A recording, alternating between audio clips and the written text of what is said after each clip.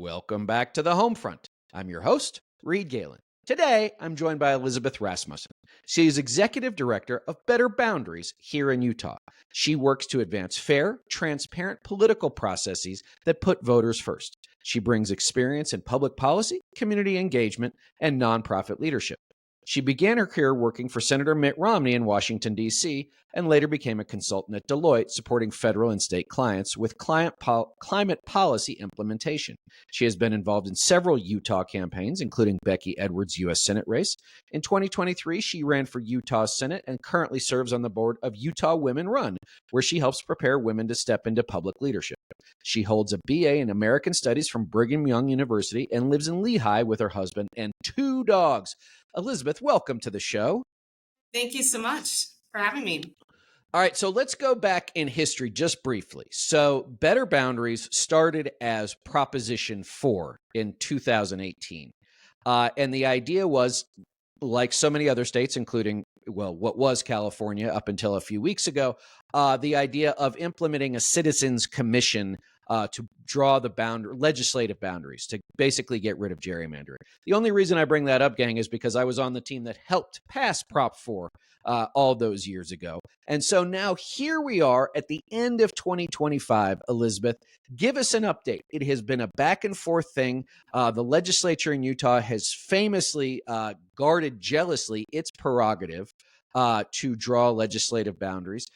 Just recently, a state judge produced a map, or at least chose a map, I should say, that redrew Utah's congressional districts to give it 3 Republican districts and 1 Democratic district. But I'm skipping over so much of the work that's gone into it. So give us a sense of how we got to this place.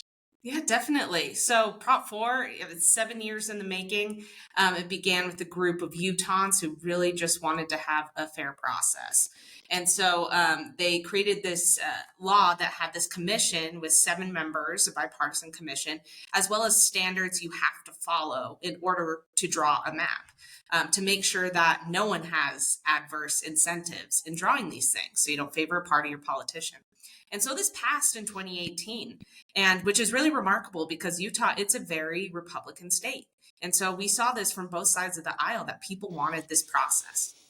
And so after this law was passed, the legislature decided to pass a law to clarify what Prop 4 could and couldn't do. And so that law, SB 200, ended up stripping the commission of its authority before, if the legislature wanted to change the commission's maps or alter things, they had to explain why and still follow the standards within the law. But this new law that the legislature passed made it so they didn't have to do that, and they didn't have to follow these standards, like keeping cities together, keeping communities together. And so after this law was passed, they then drew a gerrymandered map that split Salt Lake County into 4 pieces. And that's really the urban hub of Utah, and made it so it diluted the vote of the minority party, which is the Democratic Party in Utah. And so there's a great group of people, the League of Women Voters of Utah, Mormon Women for Ethical Government, as well as some other individuals who lived in this small city called Mill Creek that was the most egregiously gerrymandered. They came together and sued the legislature, saying that what they did was a gerrymander, and then that law they passed really infringed on our constitutional rights. And so we've had a couple of wins in these court cases over the years. The first significant win was in July 2024, when the Utah Supreme Court ruled that Utahns have a constitutional right to reform our government through the ballot initiative process. And the legislature has to meet a very high legal bar in order to change those ballot initiatives. And so with that decision, they sent that case back to the 3rd District Court where it originated. And just this last August of 2025, the 3rd District Court ruled that because we have this right to ballot initiative, Prop 4, that is our law. And SB 200, that law they passed, it violates our constitutional rights because it changed the substance of the law. And so the legislature had a chance. They had one chance to go back and draw a map that actually complied with the law. And they instead decided to change the law again and pass a gerrymandered map. And so just last week, the court needed to step in and institute a map for 2026 that actually complied with this law. So there's been a lot of things going on, but that's the quick summary. Right. So let's give folks who don't live in the Beehive State a little bit of background. So the Utah Legislature is the dominant political force in the state. They have a supermajority in both the state house and the state senate. Oftentimes, the governor pretty much goes along with whatever it is they pass, because as we've seen, Elizabeth, in a few occasions, when the governor does actually have the gumption, whoever it is, to veto something the legislature has sent him, they just go back right into session and override the veto. Right. Mhm. So it is very much a legislatively driven state. As you noted, too, they hate the ballot initiative process, specifically because every time that something comes up, not every time, but many times, voters go against the wishes of what they want. And they are, I think, if they have not yet, I think they are attempting to figure out how to make it more difficult. I know they have tried in the past to make it more difficult for citizens to create initiatives, to qualify initiatives, making the standards much more difficult, et cetera, et cetera. Of course, they have the ability to place things on the ballot if they want. And they have tried to do that, or at least they threatened to do that with this particular thing too, right? That they were going to put something on the ballot that would have overturned Prop 4. But it seems like, one, they only were going to have meetings about this in places where there weren't that many people, certainly not anybody in Salt Lake County. And then they pulled it. So give us a sense of what machinations legislative leadership has gone through to stymie, slow, and try and wreck this process altogether. Yeah. In addition to passing these laws that have really neutered the proposition that we passed, they've tried a couple times to really make it more difficult for ballot initiatives to pass. In 2024, they attempted to amend our Constitution by passing an amendment that would make it so the legislature had unilateral authority to get rid of or change or alter any ballot initiative that's passed. And that was retroactive as well. So it would have completely undone Proposition 4. Luckily, the ballot language was so misleading that the court struck it down and we didn't vote on it. But they kept trying. This next year, we have another proposed constitutional amendment that we know will be on the November 26th ballot, which will require a 60% threshold for initiatives to pass if they alter taxes. They've tried to directly attack Prop 4 by getting rid of it. They had this initiative that would go straight to the legislature so they could just get rid of Prop 4. When they realized that that wasn't legally sound, they pivoted. And now they're currently working on a direct initiative to get rid of Prop 4. So if they gather about 140,000 signatures across the state, they will have this ballot initiative, which essentially it just crosses out Prop 4 from statute. And if they gather those signatures, it will be on our November 2026 ballot. So Utahns could potentially vote to get rid of this process. So that's something we're really focused on. Yeah, and this again goes back to my earlier point that the legislature in Utah really does believe that it is unaccountable to everybody, all 3 million Utahns, you and me included. Just as one thing on the gerrymandering too, just to give everybody again a sense of what the legislature is willing to do. So I live in Summit County, which has a whopping 42,000 people in it. I have 2 members of Congress. I have 3 members of the state house, and I think I have 2 state senators.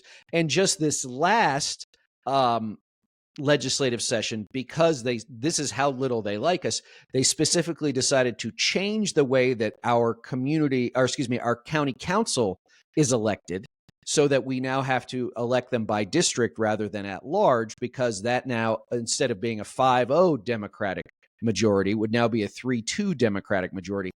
They did this to 2 counties in the state. They caught one county, Wasatch, which is just south of us, by accident. They went back in and specifically changed the legislation to let Wasatch County off the hook, but not Summit County. And so, yeah, look, they are very jealous of their own authority and their own prerogative, but also pretty punitive. And the 60% threshold, as we've seen in other states, i.e. Florida, right, makes it damn near impossible to get anything passed. As someone who spent 10 years in in California, Elizabeth, running ballot measure campaigns, I can tell you that getting to 60 is an almost impossible proposition. Pardon the expression. So give us a sense now of where the maps sit and where Better Boundaries goes from here. So the last 4 weeks, we've been supporting this court case. We've been paying the legal bills for this court case. And they were going over 3 maps. 1 that was submitted by the legislature, and 2 that were submitted by the plaintiffs in the case to have as backups just in case the legislature didn't follow the law.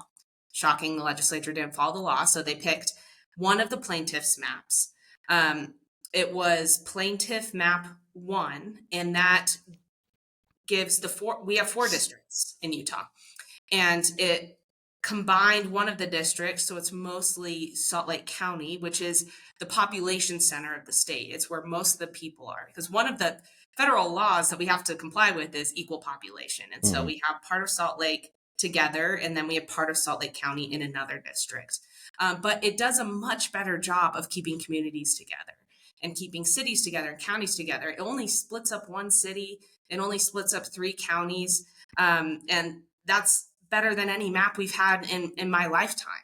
And so we're very excited that this process has played out the way that it has. It is disappointing, the reaction we've been getting from the legislature and some of our leaders, even our governor, discussing how what the judge did was unconstitutional, stating that she should be impeached, and all these other attacks on these independent institutions that are just applying the law.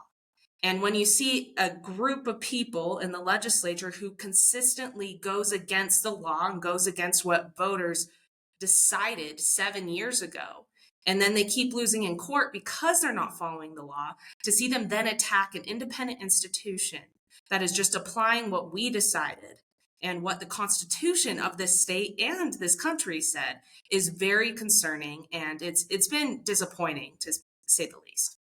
Well, and again, let's remember that we are talking about Utah. Utah, not known for its bastion of wildly liberal justices or judges, right? Like this is not the Ninth Circuit, right, of the federal judiciary. This is Utah, and even the Supreme Court of the state of Utah said, "Hey, legislature, you're forgetting one important thing: the people are sovereign." Right. And that is, and I think that, again, that to me, when the Supreme Court of a conservative state has to tell its legislature, who only exists and are only elected because of the people who send them there, right, that I think that you see how far out of bounds they have gotten, how little they believe that they are accountable. And let's be clear, like over the years, and Elizabeth, I won't ask you to speak to this, but they have reduced the ability for public records requests. They have made legislative calendars now private for their members. They have done everything they can within the bounds of their authority to make it nearly impossible to find out what they're doing, to whom they're talking. They love to, the legislative session is about 90 days. They love to do this stuff, guys, and I've seen this in California, where like they will wait until like 11:57 right before the legislative session is supposed to end, and they pass a whole bunch of stuff all at the same time. So it is literally impossible for any opposition to A, know about it, or B, have any time to gather, because at that point everything's over, and then they sort of wash their hands and they go home. And so this is, for them, I think, Elizabeth, this is fundamental. Right. This is a fundamental part of how they see their authority in the state. Mm-hmm.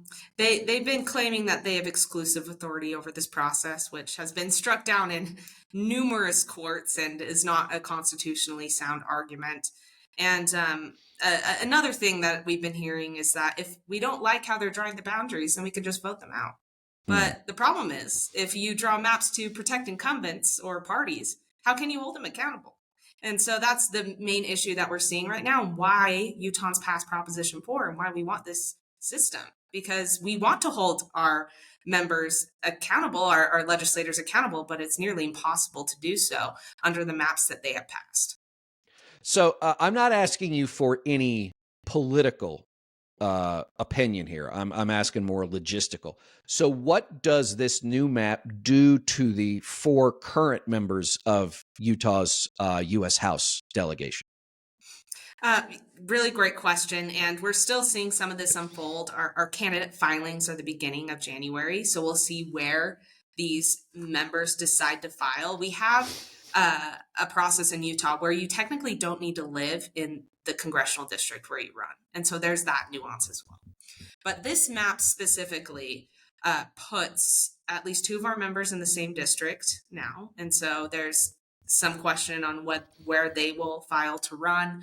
And then we have another member who's a little more to the north. He'll probably file in that district. And then there's the District 1, which is the big question, which is a D plus 20 something district now. And so one of our members of our delegation will likely be voted out. It will likely be either, it could be Moore or Owens. It's still kind of shaky on where they'll file or even if all of them will run again. But at this point, we know at least one of the 4 will likely change from a Republican to a Democrat. Just a small bit of irony. Congressman Blake Moore was a co-chair for us on Prop 4 years ago. So, and I've known him for a while and seems like altogether not a bad guy. But that will, create some wrangling, between now and January. So what happens now? Has the legislature thrown in the towel?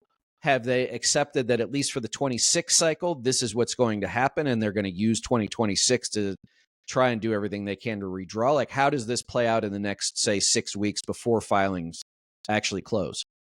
Now, there have been some talks among certain members of the legislature who want to push back candidate filings so they can continue to fight this. Other talks of emergency appeals, requests for a stay to the Utah Supreme Court.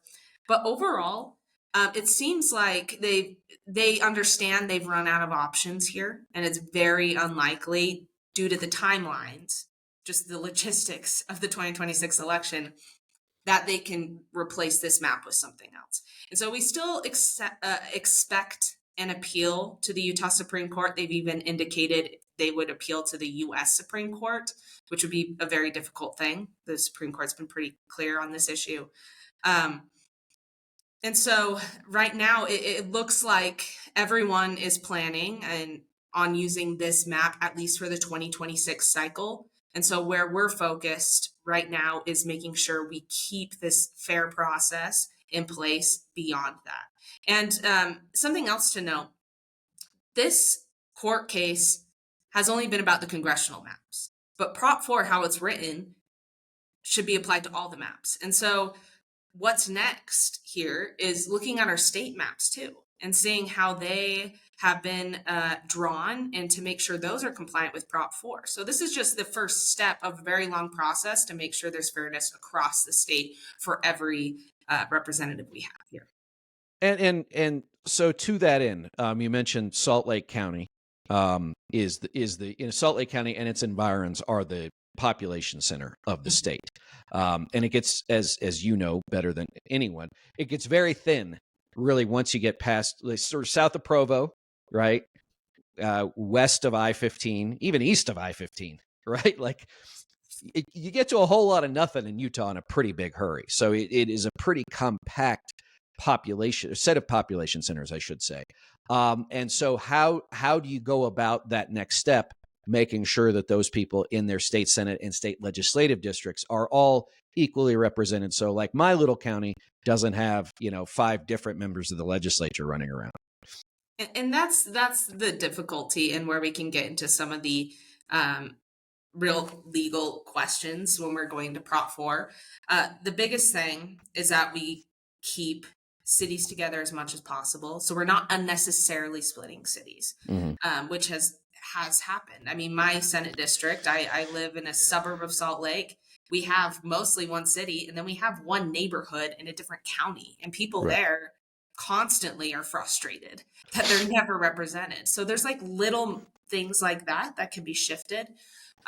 We see a lot of incumbent protection Of course. on the state level as well, and seeing how, and this isn't unique to Utah. This Right. happens everywhere where people are barely drawn out of their district, or they scoop up one area to make sure someone is in this place. And so that's something that will be a really different conversation when we get to the state maps, to look at how they've drawn them to protect people who are already there, instead of drawing them to protect the integrity of the neighborhoods and the communities that have similar interests together. Mhm. And so you mentioned about this not being unusual not being specific to Utah. I mean, it is, as you're sitting there in the Salt Lake Valley, California has just passed Prop 50 to at least temporarily take away the authority of the Citizens Commission. I also helped pass Prop 11 in 2008. Geez, I'm getting old here, Elizabeth.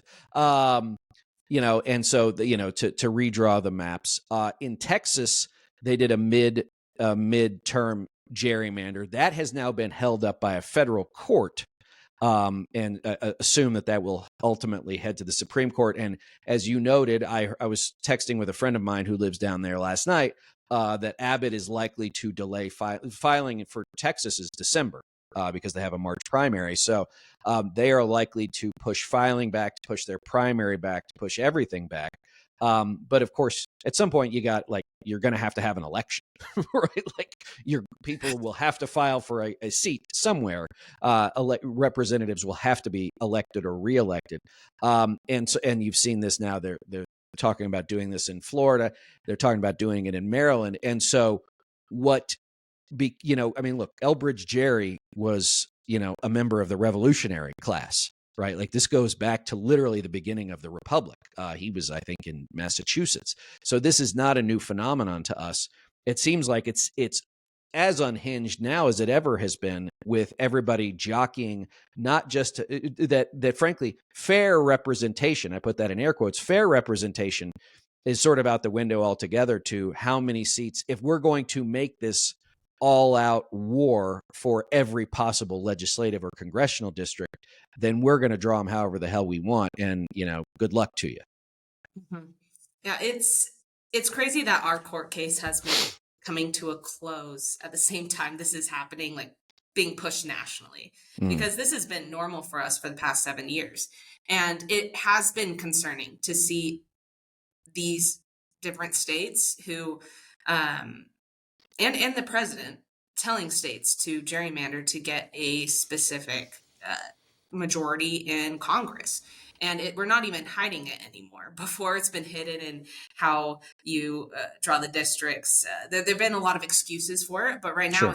it's just blatant gerrymandering, and that's what makes Utah truly unique in this current event. Because we're doing the opposite. We're finding a way for Utahns to have more of a say, and the legislature who draws the maps have a check on it.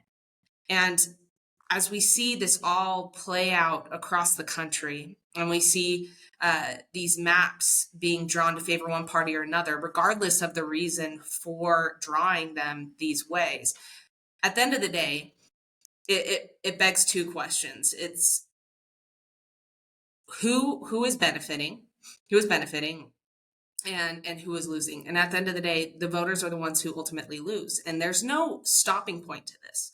If all these systems go away, if we just unilaterally decide that our politicians should draw these boundaries and have ultimate authority over this process, how do we stop it? How do we stop this race to the bottom? And so really, the only solution I can really think of is finding a way to pass a national ban on this, to have national standards to make sure that no state can take this process and abuse it to benefit politicians over voters. Right. And this goes back to the fundamental nature of the country, was the idea of supposed to be one person, one vote. Because I think this is the other part, is that when you do gerrymander, that is, as we used to say in Prop 11 in California, that's politicians picking their voters, which it is, but it's also diminishing the value of every individual's vote. Because if, let's say, I'm just going to use for an example, but like if there's a legislative district in Utah that's Republican plus 70, right? The Democrats or the independents or even the non-affiliated Republicans, whatever they like, their vote isn't going to matter. right? That is an unwinnable district for anybody who is either already running, who's already in office, or whatever the outcome of the primary election is becomes the outcome of the general, because there's just no possible way for legitimate opposition to coalesce behind someone. And I won't even get into how Republicans choose their candidates or the primary process, which is just as kooky as anything else. All right. So tell us more about how our folks here in Utah, but also across the country and across the world, if you're interested, can find out more about Better Boundaries and how they can get involved. Better Boundaries. We are on all social media platforms. We're at BB4FORUT on all major platforms. We also have our website, which is betterboundaries.org. And we just really want people to be engaged in this process. I mean, even though we have this map, we've had incredible wins in this state for fair representation. We are fighting through 2026 to make sure this process remains so long. And we're already seeing signature gatherers out there trying to get this ballot initiative to repeal Prop 4 there. So if you're in Utah, make sure you don't sign anything right now, because we want to keep this process. And then nationally, I mean, advocate for these things. They've shown, people have shown throughout the country that you can have a citizen-led effort to change the way your government functions. I mean, I would point you to Michigan. Michigan has an incredible grassroots story of banning gerrymandering. And so if this is something you're passionate about, see what processes you can put in place in your community, in your state, and let's make this fair for everyone. Because even if we get a fair process in Utah, but there's not a fair process in Texas or California or wherever you are, that's still a loss. So we want to make sure that everyone has one voice, one vote. Absolutely. So everybody go check out Better Boundaries. Check out Elizabeth. As always, gang, you can find me on all the social medias, Twitter, TikTok, says.us, Blue Sky, at Reed Galen, Threads and Instagram at Reed_Galen USA, and of course over at Substack, the home front. I hope you will subscribe. Elizabeth Rasumussen, thanks for joining me.